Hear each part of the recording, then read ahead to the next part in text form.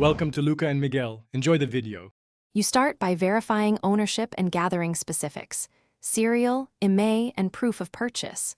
Once done, power the iPhone and keep the activation lock screen visible so you can read identifiers. Make sure you have the Apple ID email or the previous owner's contact ready.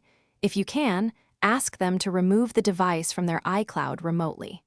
Next, open Apple support on another device and choose Activation Lock Removal. This begins the official process. Once you've contacted the owner or opened a support request, follow the documented path. If the owner can, they should sign into iCloud. Select Find iPhone and remove the iPhone from their devices. If not, submit an Activation Lock Removal request to Apple with clear proof of purchase and device ID. This helps verify ownership. Make sure images are legible and details match Apple's records. Expect follow-up from support for confirmation and next steps.